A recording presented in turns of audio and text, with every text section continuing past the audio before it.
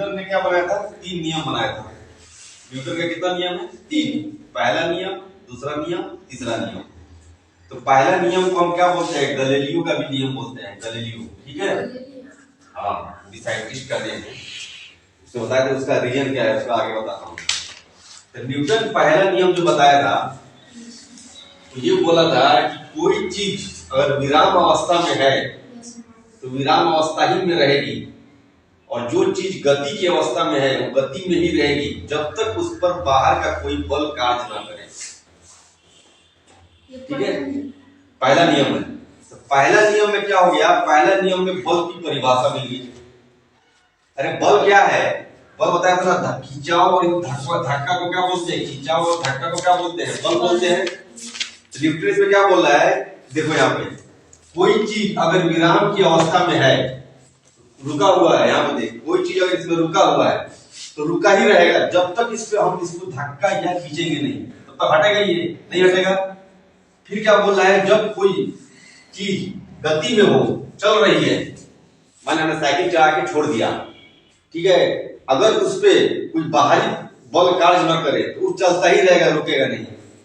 अब तुम पूछोगे सर साइकिल चला के छोड़ देते हैं तो कुछ देर के बाद जाके रुक जाता है, क्यों रुकता है, क्योंकि घर्षण बल क्या करता है, उसके उल्टा काम करता है। क्या काम करता है, उल्टा, जिसकी वजह से साइकिल क्या है, ऑटोमेटिक रुक जाती है। तो न्यूटन ने सही बोला ना कि जो चीज अगर विराम में है तो क्या रहेगी, विराम में ही रहेगी, अब गति में है तो गति में रहेगी जब तक क्या लगा दिया उसमें, बाहर का कोई बल कार्य ना करे। अगर वो चीज हम नहीं लगाते तो न्यूटन का ये नियम क्या होता है, गलत हो जाता है, गलत हो जाता ना। बाहरी बल नहीं बोलता, फ्यूचर होता ना भाई, हम साइकिल चलाते हैं तो चलाते चलाते क्या होता है, पैडल छोड़ते हैं तो क्या होता है, वो रुक जाता है, वो तो हो जाता है ना। तो उसने क्या बोला कि जब तक कोई वस्तु विराम अवस्था में है तो विराम में ही रहेगी, गति में है तो गति में ही रहेगी, जब तक उस पर कोई बाहर का बल कार्य न करे। क्लियर, आगे न्यूटन का पहला नियम। तो न्यूटन का पहला नियम से क्या मिला हमको, बल का परिभाषा मिला, ठीक है।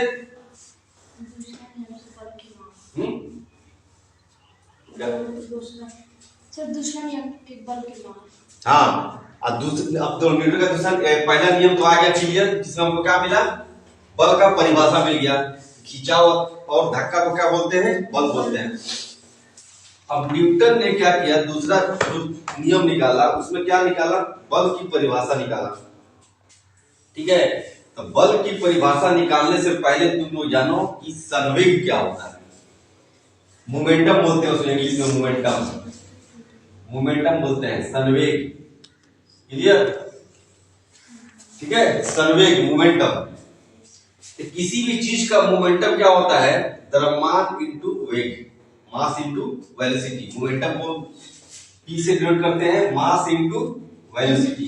क्लियर, सपोज दैट मान लो नागिदा दिया, रेहान खड़ा हुआ, नागिदा रेहान के धक्का मारी तो रेहान बहुत दूर ले जाएगी, अगर नाजिया मारी तो कम दूर ले जाएगी। क्या रीजन बटे ओके, नागिदा का मास ज्यादा बस ज्यादा बनू, ज्यादा तेज होके लगी चोट और दूर फेंकी हूँ, और नजिया का थोड़ा सा वेट क्या कम बा, तो क्या मोमेंटम है कि ज्यादा हो जाए, क्या ज्यादा हो जाए, क्योंकि है कि मास का बा ज्यादा बटे, है कि मास का बा ज्यादा बा, नजिया के मोमेंटम कम हो जाए क्योंकि मास का बा कम बा, सेम वेलोसिटी से मारता रहा। ठीक बा, अरे मान लो कोई बाइक चला रहा है, बाइक मान लो 20 किलोमीटर की स्पीड से चला रहा है, ठीक है, वो धक्का मारता है तो आदमी को थोड़ा सा कम चोट लगेगा ना, कम चोट लगेगा, ठीक है। वही मोटरसाइकिल की स्पीड हम कर देते हैं 50 किलोमीटर पर आवर, वो धक्का मारेगा तो आदमी कहाँ जाएगा, छितरा जाएगा कि नहीं, टूट फूट जाएगा कि नहीं। तो इसमें क्या हो गया, वेलोसिटी बढ़ गया ना, तो जब वेलोसिटी बढ़ गया तो क्या हो जाएगा, ऑटोमेटिक मोमेंटम संवेग क्या हो जाएगा, बढ़ जाएगा, बढ़ गया ना संवेग इसमें। तो संवेग जब बढ़ जाता है तो क्या होता है, ज्यादा इफेक्ट करेगा वो। क्लियर, तो संवेग क्या है, द्रव्यमान इंटू वेग, मास इंटू वेलोसिटी। क्लियर, आगे समझ में, किसी भी चीज का संवेग निकालेंगे क्या करेंगे, उसको मास और वेलोसिटी से गुना कर देंगे। अब न्यूटन क्या किया, उसने दूसरा जो नियम बनाया, न्यूटन ने सेकंड लॉ, दूसरा नियम न्यूटन का दूसरा नियम, इसमें बोलता है कि संवेग परिवर्तन की दर बराबर किसके होती है? बल के। क्या बोला? संवेग परिवर्तन, परिवर्तन जहां भी आ गया ना, समझना, जहां भी परिवर्तन आ गया, चेंज आ गया, वहां पे समय से डिवाइड होता है भाग। आगे समझे? संवेग परिवर्तन, मान ले कुछ चला होगा, ऐसा मान ले कि कोई चीज है, उसका इनिशियल संवेग मान लो, माने इनिशियल वेलोसिटी, क्या बोलते हैं उसको, प्रारंभिक वेग कुछ होगा उसका। अभी जब चलेगी तो एक बार स्पीड थोड़ी पकड़ लेगी, प्रारंभ में उसका वेलोसिटी कुछ होगा, प्रारंभिक वेग मान लो इसका, हमने मान लिया क्या है, u है। जब जाके कहीं चीज पे टकराएगी, मारेगी, तेज मारेगी ना, धीरे थोड़ी मारेगी, उस टाइम उसका वेग क्या हो जाएगा, अंतिम वेग मान लो v, u हो जाएगा, v अंतिम वेग क्या हो जाएगा, v हो जाएगा। प्रारंभिक वेग से अंतिम वेग जाने में उसको कुछ टाइम लगा होगा ना। समय क्या हो गया, t हो गया, क्लियर। अब ये जो जा रहा है उसके अंदर मास होगा कुछ, कोई भी चीज है, बाइक है, कुछ भी, उसके अंदर मास होगा, तो प्रारंभिक उसका संवेग कितना हो जाएगा, mv हो जाएगा, क्लियर, मास इनटू वेलोसिटी। अंतिम क्या हो जाएगा, mv हो जाएगा, ये समझ आ रहा है, mu है और ये mv हो गया, ठीक है।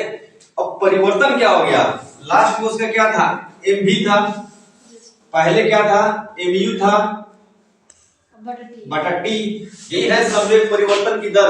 ये किसके बराबर होती है, बताया था न्यूटन ने, फोर्स के बराबर होती है, ठीक है। तो न्यूटन संवेग परिवर्तन की दर किसके समानुपाती होती है, बल के समानुपाती होती है, ठीक है। तो ये तो डायरेक्ट बराबर नहीं लिख सकते हैं, इसको लिखो समानुपाती होती है गति के फोर्स के, क्लियर।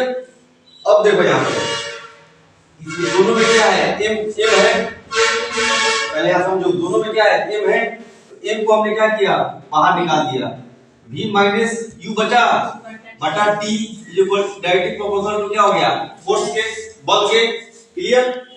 अब ये फार्मूला हमने तुमको कल पढ़ाया था, इसका फार्मूला होता है a इनटू एक्सीलरेशन त्वरण, ठीक है।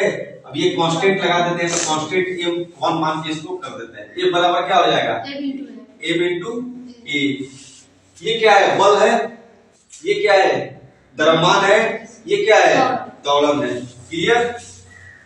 ये हो गया त्वरण, ये हो गया द्रव्यमान, ये हो गया बल, क्लियर। तो न्यूटन के दूसरे नियम से हमको क्या मिला, बल का माप मिला, बंद कर दे।